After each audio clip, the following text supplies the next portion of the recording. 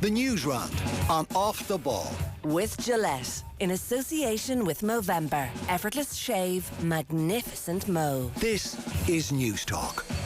Welcome to Thursday night's Off the Ball. It's Richie McCormack here with you until 10 p.m. tonight, and a very exclusive guest list on tonight's show. We'll have a chance to sit down with Olympic gold medalist Kelly Harrington as she opens up on Pete Taylor, her time in the army and her future in Irish boxing, all following the wake of the launch of her autobiography Kelly, which is written in tandem as well with Roddy Doyle. Desi Hutchinson is going to join us after 7:30 as well. That's ahead of Ballygunner's crucial opening of their defence of their Munster Club hurling title this weekend against Kilruane. And John Giles is going to join us for the duration of the football, looking back football show, even looking back on Liverpool's action both in the Premier League and in Europe this week, what's going on at Tottenham too, and what John makes of the impending World Cup in Qatar. That is all to come between 9 and 10 tonight. If you want to get in contact as ever, you can give us a text 53106 for 30 cent. You can tweet us at Off the Ball. Delighted to say Will O'Callaghan joins me in studio for the Newsround. Good evening, William. Evening, Rich. Yeah, sporting royalty across the board between now and 10, isn't it? Like, that's a good guest list, isn't it? Yeah. Like, that's one of those, if you're putting together a dream kind of dinner party guest scenario type thing, you're going to pick Kelly Harrington, John Giles and Desi Hutchinson, and nobody look at that list and go, do you know what? They feel out of place in any way. And they'd all make you feel welcome. There's good chats around that table as well. That's a challenge for you between now and the end of the show, but yes. Well, I don't want to put myself forward as a great raconteur, Will, but you know yourself. No, I think you're an amenable host. Stop we'll find now. out with the next half hour. Stop. This is just going to become me and you plumossing each other and talking about Jeff Jarrett's return to AEW. Which everyone will hate, no doubt. Yeah, Jeff Jarrett, here we are, 2022, Jeff Jarrett against Sting. 1999 WCW, welcome again. Smartest man in wrestling is Double J. 53106, we're going to get in contact tonight. This news came in just before we went on air, really, which was the surprise announcement that Gerard Pique is retiring from football. He's announced that against Almeria this week at the new camp will be his final game for his club. Piqué, of course, retired from international football 4 years ago, so it's not as if he's going to be involved in the World Cup. He's 35 now. He played the full 90 against Pleasant the other night, so it's not as if he's been laid up injured or anything like that. He's only managed 3 starts for Barca this season. But it's really hard to think of somebody who's retired mid-season before. Yeah, we're trying to think of this. You've had shock retirements before, but oftentimes it's a player in American sport who knows the playoffs are gone. And so therefore it's an announcement, and I will have my last couple of games to finish this out, and I'm gone at the end of the campaign. I wonder how much the World Cup has played into this with Piqué, in that their game against Almeria in the league is their last home game before the break for the World Cup. So at least the new camp is aware that this is Gerard Piqué's last game before the weekend. Because if you watch the video, it has been tremendously carefully stage managed. Piqué has this production company. Well, he does have a production company. I was just going to get into that. Like, it's not as if he's shy of a few people with cameras and booms knocking around to put together something. So this has clearly been in the offing. Some of this was shot midsummer. You can tell by some of the footage that's used of Piqué and going to the new camp. And I'm pretty sure this is the same production company that made Dani Alves going away video, and also the Anton Griezmann decision video, which you might remember a few years ago, when he eventually changed the end of it when he decided to stay at Atletico Madrid. He got Piqué and his production team in because he had decided to join Barcelona that season, then had a U-turn after the Europa League, decided to stay for one more year, and they had to reshoot some extra footage to stick on the end. That was probably the most painful decision playing out publicly by the actual athlete that I can remember since LeBron, the Griezmann one. The Griezmann, it was terrible. Like, that was my main takeaway from all of that, was it was a guy agonising over a decision when he could have just not put his agonising out there, kept it private, and said, you know, I'm just going to stay at Atletico, and saved everybody.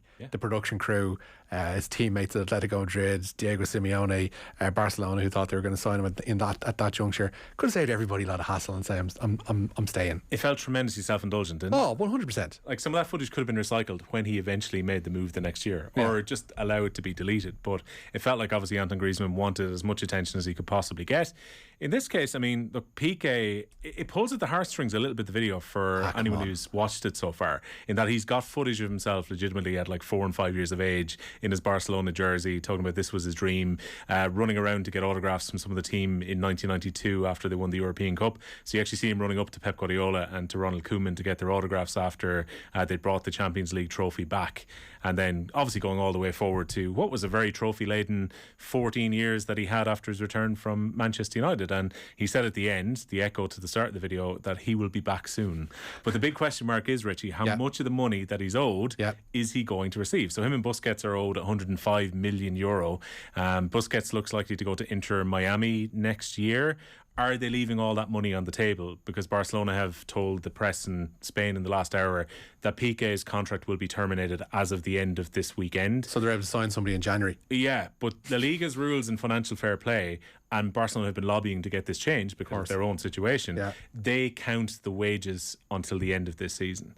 Now, Piqué took a substantial pay cut and then pay freeze, so he's owed deferred wages, a bit like Frankie de Jong, who we were talking about all summer about the money that he was owed. But the two big ones are coming down the track, Piqué and Busquets, and will they have to pay that 100 million to those two players at the end of this campaign if Busquets is to leave on a free transfer and if Piqué's contract is to be terminated? I'm watching I have the video open in front of me here, and you're right about the lots of footage of young Piqué being in and around the club as and he's looking back at the footage himself. But it's not as if like the club sprung this footage on him. He's clearly had to vet this himself and go, we'll use that. You're sitting down at a cinema screen at home watching footage of you playing football that he's already clearly chosen. It's not as if his ma has picked out the footage and is like, oh, by the way, we're going to spring Gerard's retirement on him.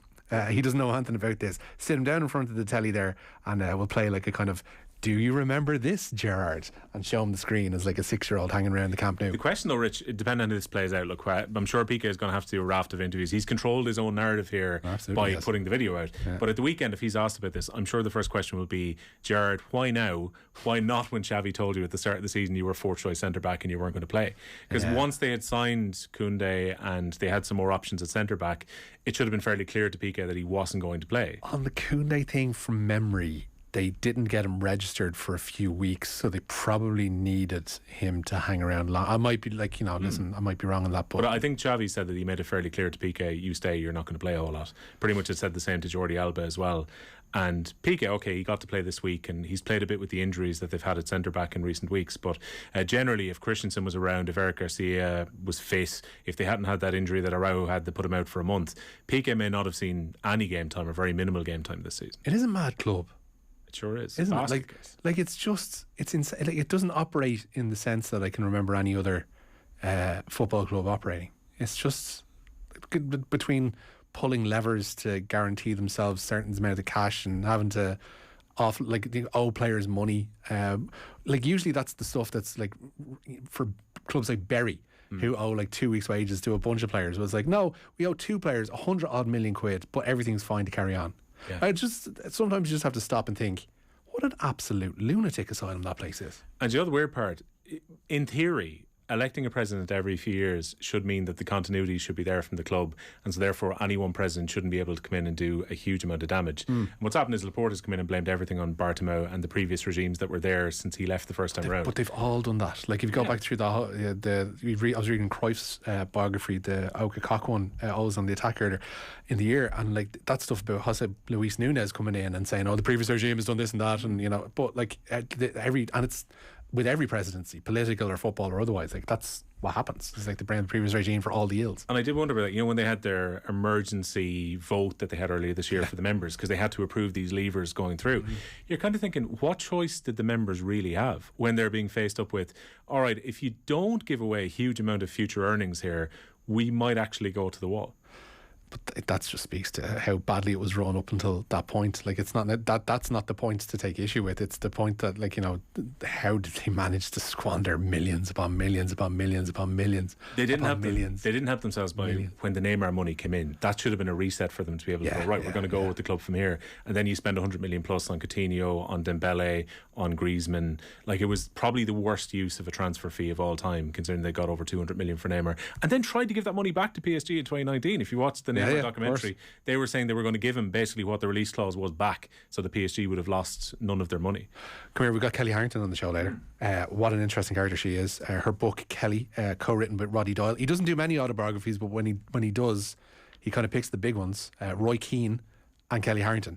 But that's it so far. That's not a bad shortlist to have to your name if you're Roddy Doyle, considering the fiction that he's obviously put his name to as well. There seems to be ongoing beef with the Taylor family. The Taylors, definitely, yeah. I mean, like, there's been the initial comments which were made in the book by Kelly, then you had a response, and now you've had Katie Taylor coming out, and that's even Katie Taylor, who's been estranged from Pete Taylor for quite some time, is coming out defending her dad on, I think it was an Instagram story. It was a several part Instagram story where Pete Taylor took down what Kelly Harrington supposedly said in the book, and I say supposedly because from reading what he made of what was written and from what is actually written, there does seem to be a slight disconnect. Like, in one instance, he says that Kelly Harrington mentions in the book that Pete Taylor was in a position to say that you're not going to be on the Ireland team, and he says, I was never in a position to be selecting who was on the Ireland team. But if you read the book, there's enough wiggle room for a bit of ambiguity, because she says that she sat down with Pete Taylor and one other coach and explained the situation, and they said, well, if this happens, then you mightn't be selected for Ireland again. And it's not saying that they're doing the selecting, but it's saying that there will be a selection issue down the line. Now, it's not saying that he's making it, but he really went off on one the other day to a degree that I wasn't expecting on Instagram. And to see Katie row in behind him as well has certainly made a statement. Yeah, well, particularly at that 60 kg division, there's always been a lot of competitiveness. There's too bloody many of them. Yeah, about who's going to represent, because I was chatting to one of the boxers who will be competing at the Nationals in January, just a few days ago at the weekend, and she was pointing out that you could very well now have, if Amy Broadhurst decides not to box at 60, she could well go to 66. So then Tina Desmond, who's got a European medal, could be dropping down to 66. You've the O'Rourke's at that weight class as well, potentially Broadhurst being there. You're going to have world and European champions up against each other at the Nationals a year and a bit out from the Olympics, because the Olympic weights are so wide when it comes to the women's boxing that no one wants to go, say if they're walking at 68 or 69, up to box at 75, and very few can come down to 60. And if Amy Broadhurst, world-class operator, wants to come down to 60, Kelly Harrington is standing at that weight division, potentially going to her last Olympics. So 66 is going to be the weight class, I think, to watch when the Nationals roll around in the new year. The Kelly Harrington interview is coming up after 8 o'clock. John Giles in the football show between 9 and 10. Desi Hutchinson on the way very shortly indeed. But the Newsround is brought to you with Gillette in association with Movember. Effortless shave, magnificent Mo. You can sign up or donate now, Movember.ie. Tony in Kilkenny has texted us in a fluster saying, lads, enough talk about PK. We're not talking about, Pat, as it were. He says, please give us the Irish team news in the rugby, please. William. All right, okay, just for Pat on this one. The Irish team for the November International against the world champion South Africa named this afternoon ahead of Saturday's game at the Aviva. Conor Murray set to earn his 100 international cap when he starts at scrum half, with Jameson Gibson Park named on the bench. Murray is just one of 5 players in the starting team that started when the sides met at the same venue back in 2017. Tyke Furlong, Robbie Henshaw, Peter O'Mahony and Johnny Sexton were the other players to start against the Box 5 years ago. Speaking after the announcement of the team this afternoon, head coach Andy Farrell said 33-year-old Munster scrum half Murray deserves a special moment this weekend. I'm in awe of these people. Like, it's pretty special, because we all know that through a career to be able to get to that type of milestone of what it really does take. And I suppose when you're a coach or when you're a player, you see all the ups and downs, and you see all the pressures that come in from all sorts of different directions, and you see everyone wants to move on to what they perceive to be the next best thing. I just think somebody who stands up to be counted time and time again, to get to a point like that, I'm in awe of it, because the hardest thing is to stay at the top. Of course there's ups and downs, but what the biggest compliment that I could play Conor, I mean, he's a legend of Irish rugby. Everyone knows that anyway. And the abilities that he's shown through the years are second to none. But the biggest compliment that I could give him is that he is a top class bloke. I don't know anyone who's got a bad word to say about him. And we're all obsessed with rugby. But I suppose when it comes down to how he's managed himself throughout his career, there's some bigger things on the way as well, isn't there? And amongst his peers, which really matters to Conor, he is classed as a fantastic human being. Ulster's Robert Balakoon will line out on the wing. Gary Ringrose set to start at outside centre, Henshaw at inside centre. It'll be just Balakoon's third time in a senior Irish shirt. He was on the recent emerging tour in South Africa. The Enniskillen native spoke to the media today. He says the competition for places amongst the group is great, but he also feels that with the hard work he's put in, his chance will come. It's great to see, and there's always boys on people's heels and chirping away, so it definitely drives I suppose standards in camp. And yeah, I suppose I know a lot of the boys now, because I was in the immersion tour and I was with, and then I've been in camp as well, so I know that everyone is passionate to play, and everyone is biting at the heels to try and get that opportunity. I'm a pretty patient guy, to be honest. As when I got the injuries, yeah, it's disappointing, but I mean, I knew I'd be back, and my main point was just trying to get back and trying to be stronger. And yeah, I've had quite a few setbacks, but I've never really been downed on it. I've just been trying to get past that stage and then get back into being fit and healthy and as quickly as possible. There you go. That's Robert Balakoon speaking ahead of Saturday's test with the with the Springboks. Much more from Andy Farrell and indeed from Balakoon on the Rugby Daily podcast, which is available in your OTB Rugby feed now, William. Who would be the host of that, Richie? That would be me. Very good. Yeah. Yeah, of course we have the game as well between the New Zealand 15 and the Ireland 15 tomorrow, so maybe with Hugo Keenan in at full-back for his first game of the season, we get a chance to see some of the players that are behind him in, what do they call it, the what do they call that chart? The depth chart. Yeah, we'll get to see where they are with Larry and Hume both starting tomorrow as well.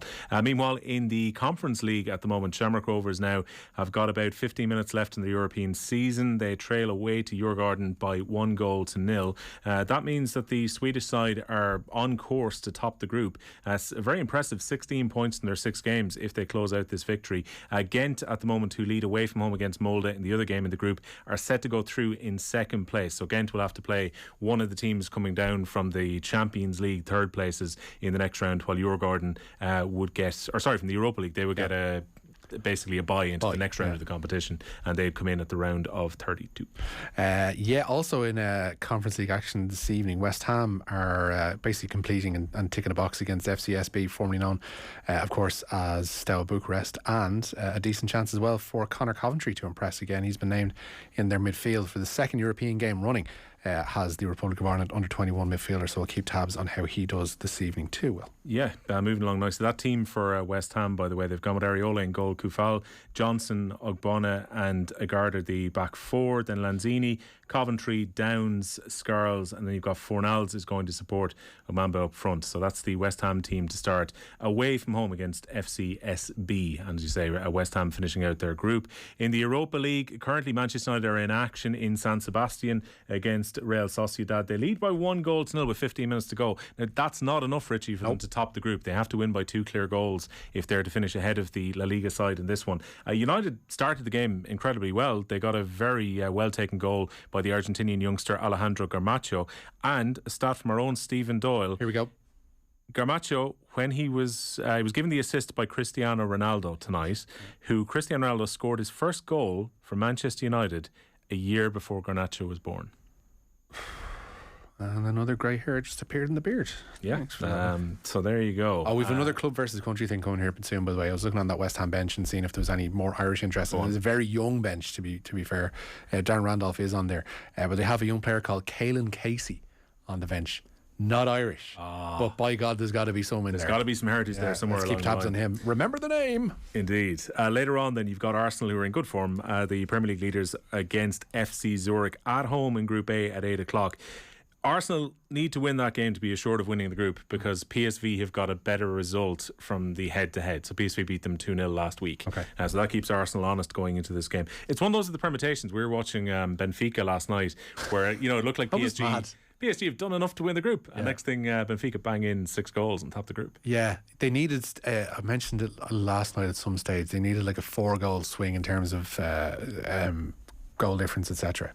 And it was just mad watching it, because they knew what was complete opposite of what Marseille were the night before, where Marseille didn't. I was like, do we score again? Do we need to score again? What's going on?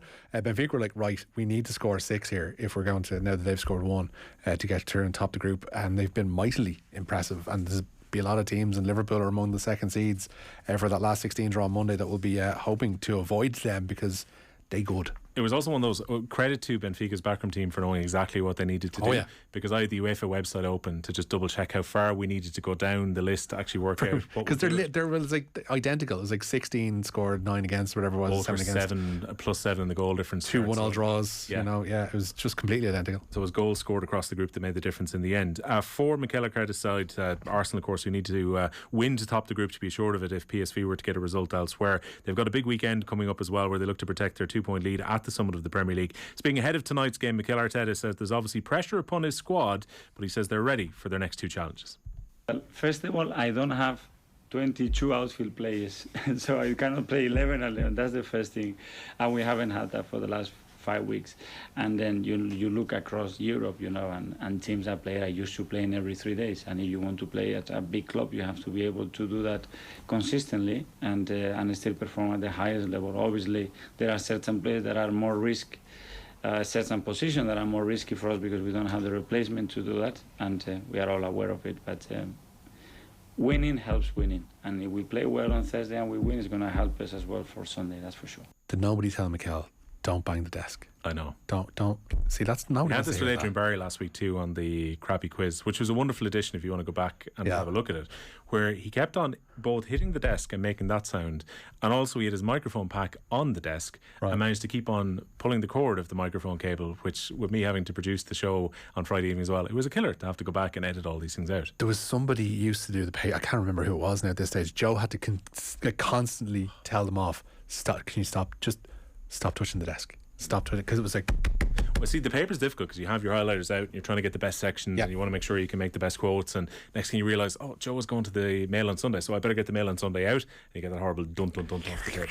But hey, the most fashionable thing in the world right now is to miss the World Cup, Will. Yeah, well look, this is the consequence of the very short run-in from the middle of the season into the World Cup itself. Ben Chilwell, the latest player who's in doubt of missing the competition. He had a suspected hamstring injury last night while playing for Chelsea against Dinamo Zagreb. The England defender now faces a race to be fit for their opener against Iran on the 21st of November. Timo Werner is definitely going to miss the tournament in Qatar due to an ankle issue. It's been confirmed the former Chelsea forward was withdrawn in RB Leipzig's victory against Shakhtar last night. Werner was part of the Germany squad at the 2018 World Cup and also at Euro 2020. Other notable players who are probably going to miss the World Cup, Kante, and we were debating last night, Son Heung-min is in a real race to be fit. I just can't see it. No. I just can't see, because there's so much involved in.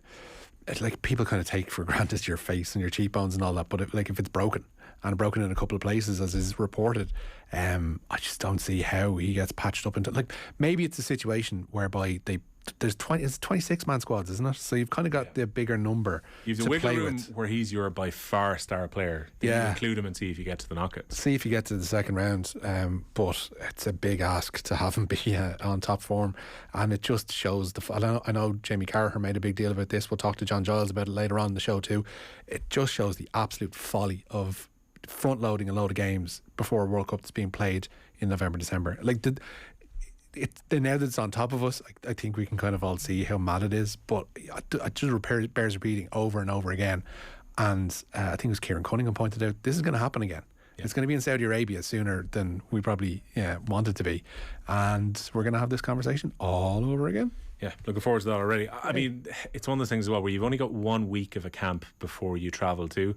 I really wonder what kind of state some of the teams are going to be in when they arrive for the first round of fixtures. And I think in Brazil's case, they're arriving in Qatar the day before their first game. They're using Italy as a base and then travelling over. Let's see where teams are at when the tournament actually starts. Meanwhile, the Republic of Ireland's women's team will play Morocco in a friendly upcoming on November the 14th. The game, which will take place in Marbella, will form part of an 8-day training camp. A behind closed doors match between the sides will also be held earlier in the week. Manager Vera Pauw says it wasn't possible to find a suitable opponent to facilitate a home fixture. Probably all eyes on the international window next March to see who Ireland are going to play before the World Cup. UEFA has confirmed its intention as well, Rich, to launch a Women's Nations League tournament. It's envisioned the new competition will begin in the autumn of next year. Countries will be divided into a 3-tier league system based on their ranking, with promotion and relegation at the end of each campaign. The competition will be linked to qualifying for the World Cup and European Championships. I saw essentially this is going to make qualifying for tournaments harder for Ireland, notionally. It should do. I mean, Europe is far more stacked, and also I wonder about the benefit where Ireland were able to pick and choose some of the internationals that they played. Sure. Like, I think back to the Australian one, which felt like a genuine changing moment within Ireland's fortunes, where they couldn't buy a win, then they win. In this case, they could be playing some of the top teams in Europe, which would be quite difficult. Finally, we'll wrap with Seamus Power back in action. These getting a lot of sun, considering the outposts that they're going to. He was in Bermuda last week, and now he's in Cancun. Yeah, not bad. He won the Bermuda Championship, of course, on Sunday. Shot a 4 under par first round of 67 at the Worldwide Technology Championship on the PGA Tour early in the new season. It leaves the Waterford native in a tie for 15th place. He is 5 shots off the lead, which is held by the American Will Gordon, and he is 1 clear of the chasing pack on 9 under par. Thank you, Will. I'm sure you can check out Golf Weekly if you're into that kind of thing. I won't judge you if you are. This is a judge-free space here in the Newsround. But if you are into, golf nerddom, that's you. And it's in the Golf Weekly feed. You can check it out online. Will, thank you for that. We're going to have Kelly Harrington up after 8 o'clock. We're going to have the football show with John Giles as well. And we're going to have Desi Hutchinson.